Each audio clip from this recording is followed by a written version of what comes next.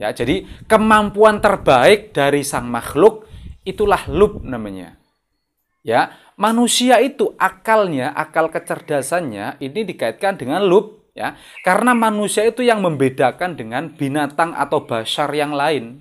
Kalau basar yang lain ya, basarun yang lain, binatang, hewan itu ada organ-organnya itu mirip dengan manusia. Misalkan simpanse misalkan. Itu kan mirip dengan manusia, organ-organnya, matanya, hidungnya, telinganya ya, jantungnya, livernya, semuanya organ-organnya itu mirip sekali dengan manusia. Tetapi simpanse itu tidak memiliki akal kecerdasan itu. Ya, maka substansi dari manusia itu, akalnya itu disebut lub.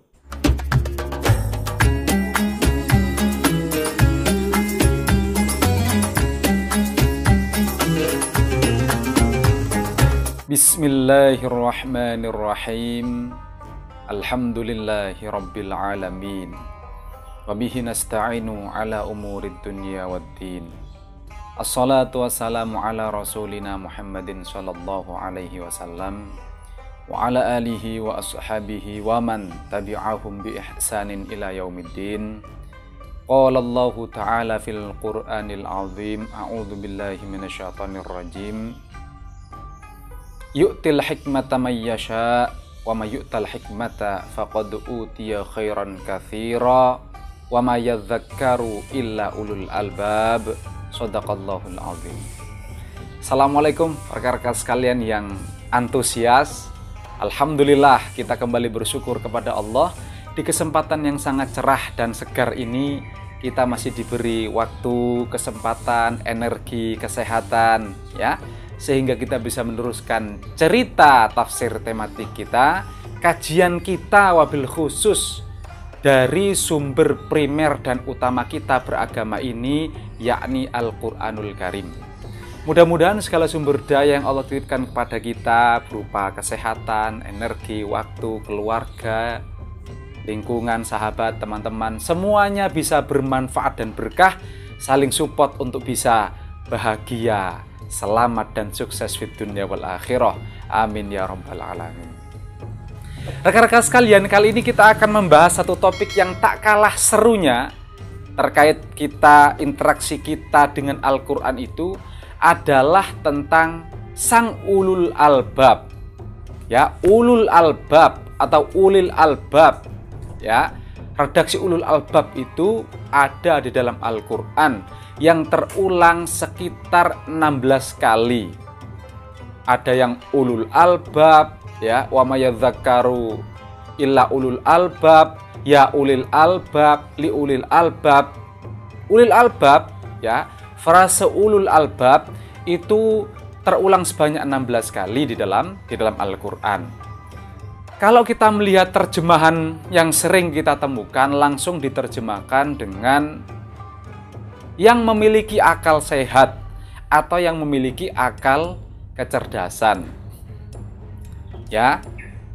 Jadi nanti kita akan mencoba melihat langsung dari kamus-kamus Arabnya yang biasa dipakai oleh mufassir ya, Lisanul Arab misalkan, Al-Mufradat fi Ghurib Al-Qur'an, dan juga kita akan meninjau melihat contohnya beberapa ayat Al-Qur'an yang menggunakan redaksi ulul albab itu. Ini juga sebagai respon, sebagai tanggapan sebagian pihak umat Islam yang mengatakan bahwa membaca Al-Quran itu boleh tanpa paham katanya.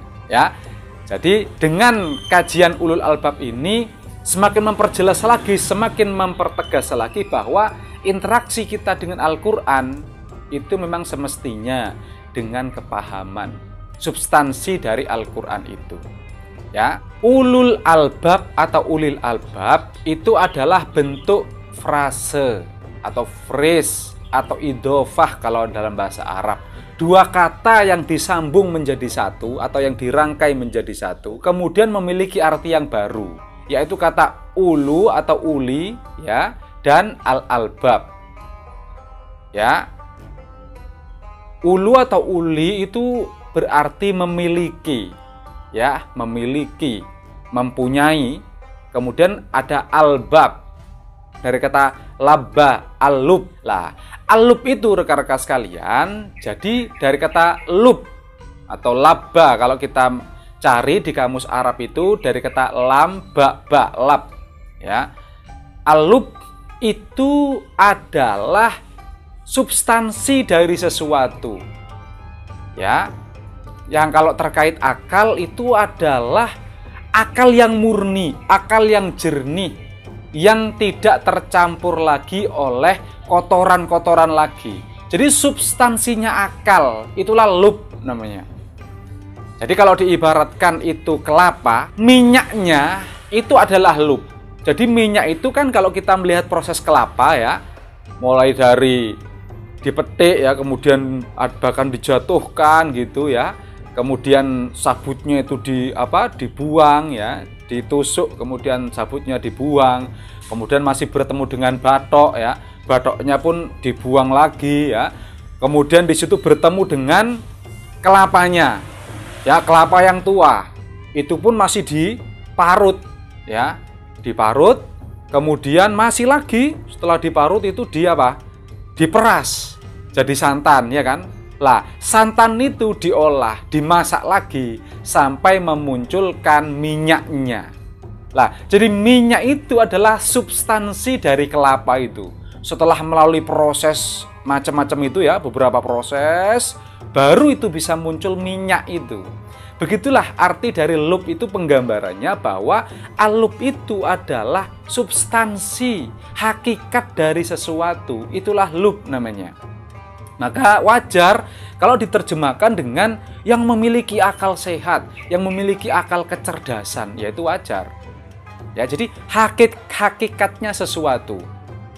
Bahkan ada yang menggambarkan lub itu kalau seseorang itu nyawanya atau akalnya. Ya, atau ya nyawa lah ya. Nyawa itu kan ada ruhnya, ada jiwanya gitu ya. Gabungan dari itu.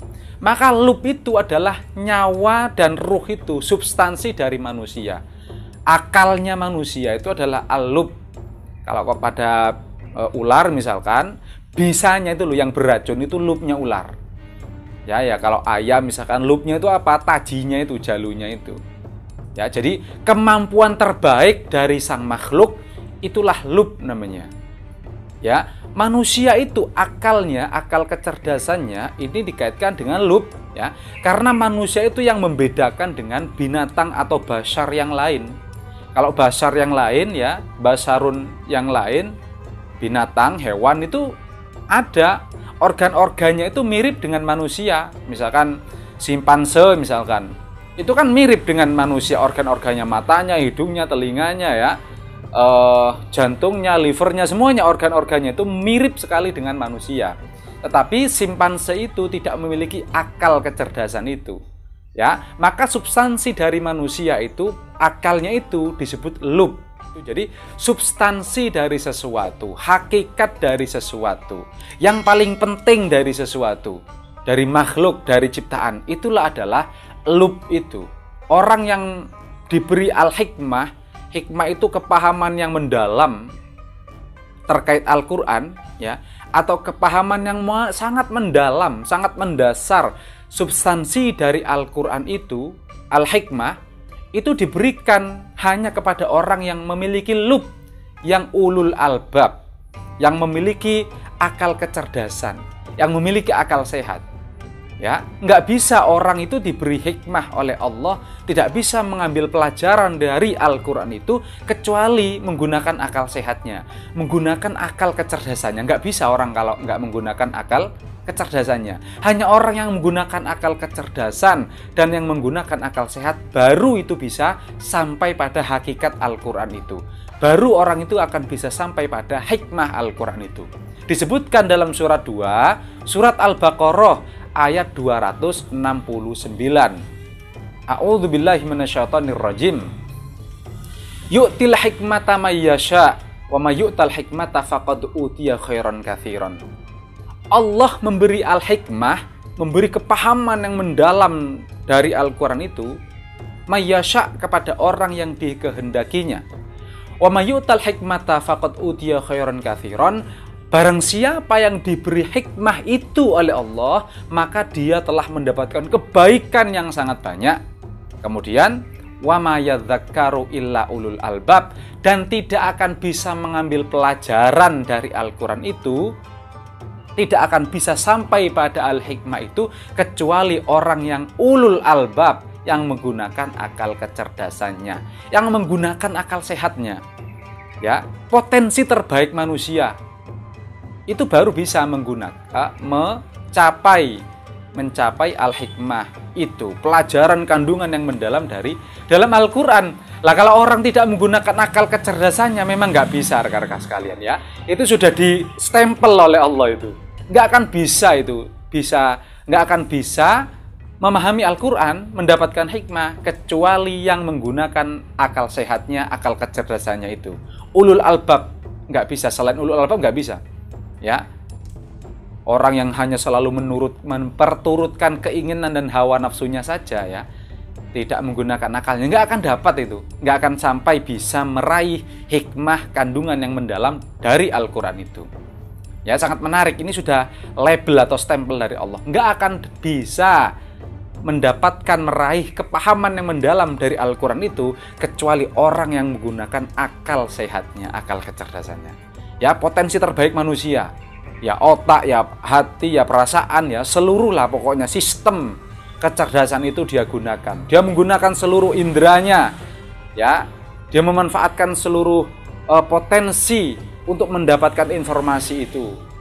Wabil khusus dari dalam Al-Quran, ayat kauliyah dan ayat-ayat kauniyah. Ayat realitas ini, ciptaan Allah yang terhampar di alam semesta kehidupan sehari-hari itu. Lantas ulul albab itu menerapkan kepahamannya itu dalam kehidupan sehari-hari itu. Ya, itu yang pertama, rekan-rekan sekalian. Yang kedua, kita akan mengambil di surat 14, surat Ibrahim, ayat 52. A'udzubillahi minasyaitonirrajim.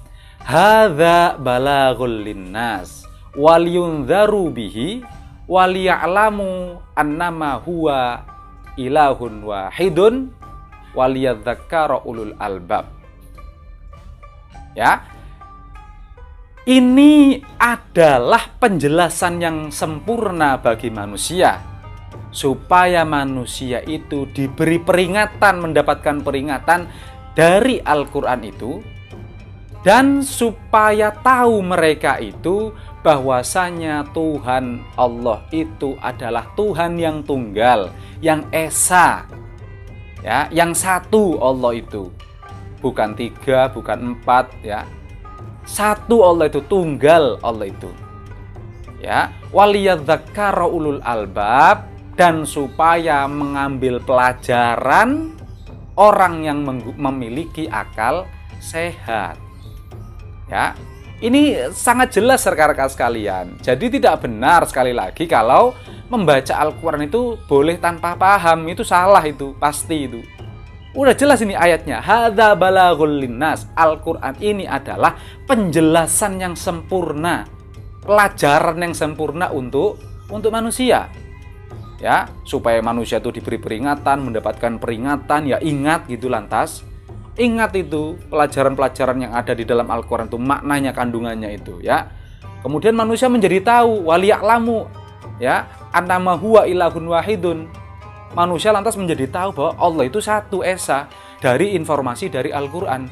Lah kalau nggak paham Al-Quran ini gimana ini? Masa tahu nggak akan tahu itu?